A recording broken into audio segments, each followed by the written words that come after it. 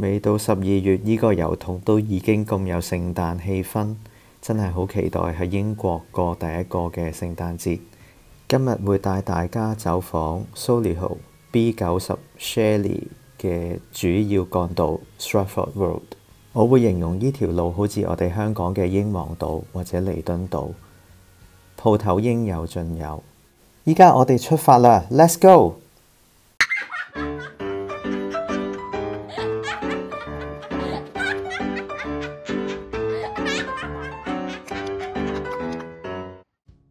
上一集介紹 HS2 高鐵項目之後呢，好多觀眾就問 Solihull 邊一區好，交通方便。今集呢，想同大家介紹 B90 Shelley。Shelley 嘅主要道路 Stratford Road 連接 M42 高速公路，可以好快去到 Sutton Coldfield、Coventry 呢啲地方。我哋今集就由 Stratford Road 嘅東面一路介紹到西面。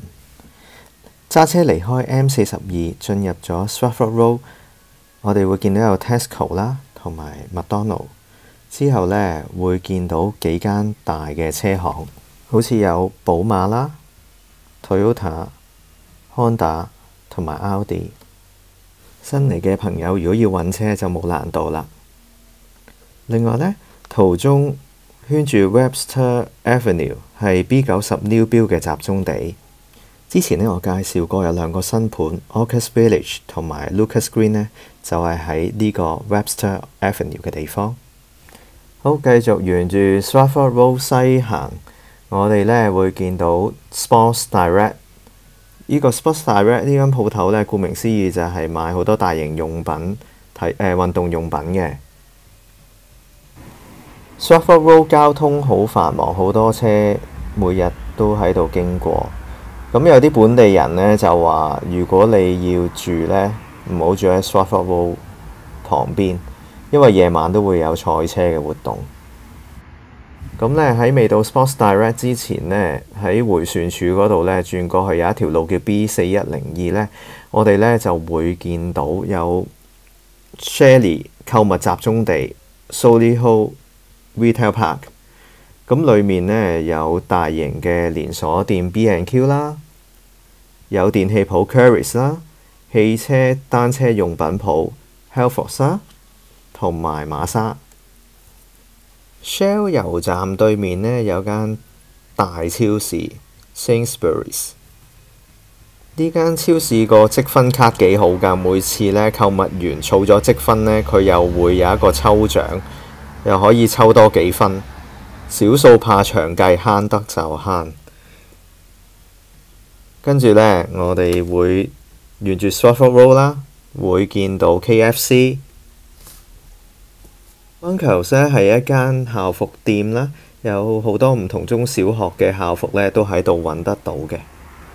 不過呢，我自己建議呢，如果係要買恤衫啊、襪啊，其實可以考慮下去超市度買嘅，會平好多。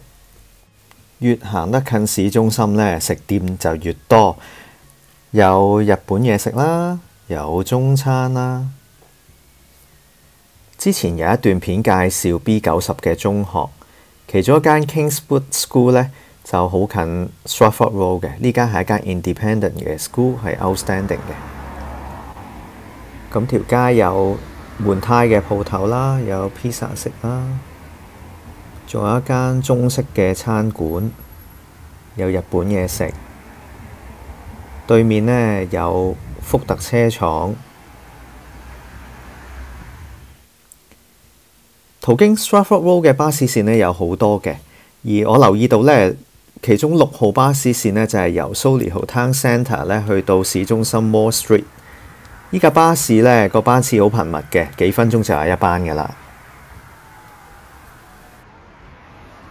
除咗食店多，政府設施好似 Post Office、Dental Clinic、醫務所呢啲呢，喺 Stratford Road 上面都有嘅。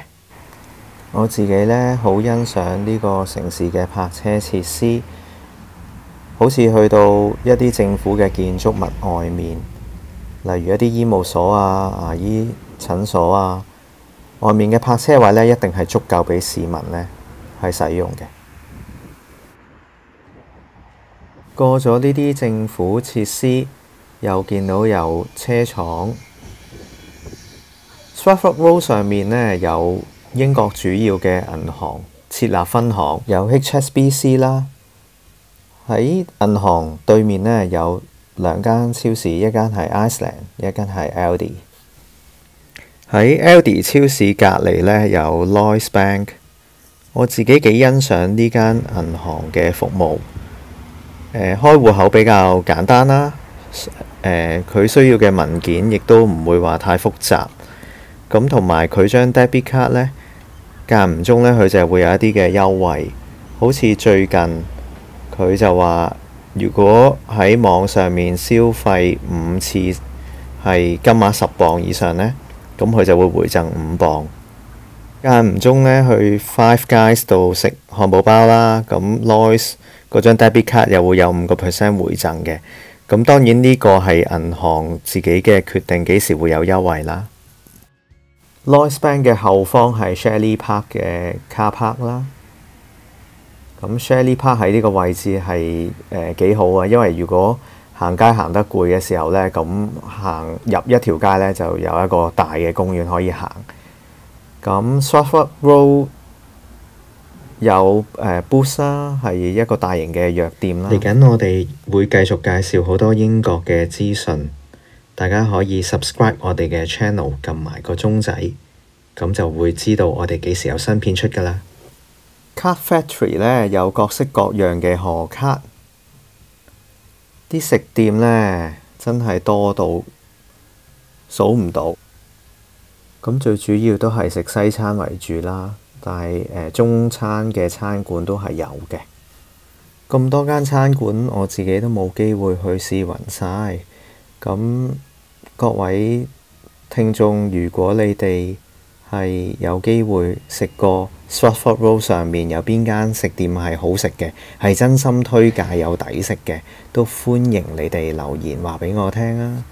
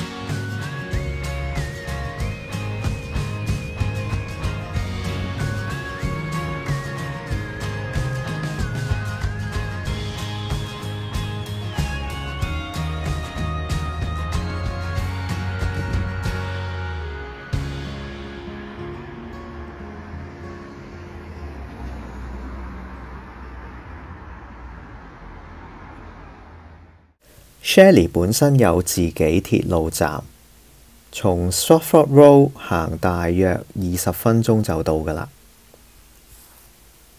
拍攝當日呢，天氣都唔錯，咁我就自己嘗試呢行一次由 Stratford Road 行去鐵路站。咁沿途呢都有啲路牌清晰指示個方向喺邊度。咁我自己經過一啲嘅巴士站都影低咗有邊啲路線呢係可以搭，係途經嗰啲路嘅。咁就揾到呢有一間燈飾鋪，好多燈飾嘅，望落去好似呢去咗旺角咁。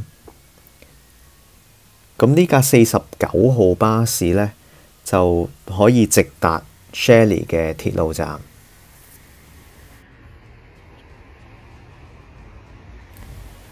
鐵路站出邊有一個停車場，係供市民 park and ride。咁只要你係搭火車嘅，你架車駛入嚟呢，就唔使俾泊車錢㗎喇。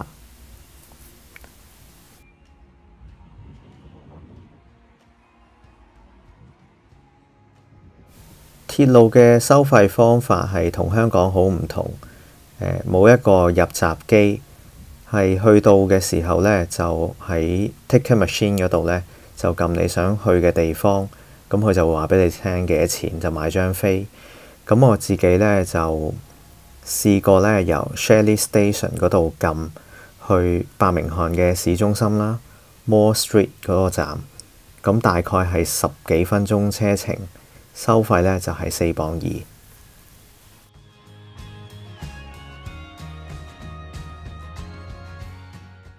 今日嘅介紹去到呢度，記得 subscribe 我哋嘅 channel啊，拜拜。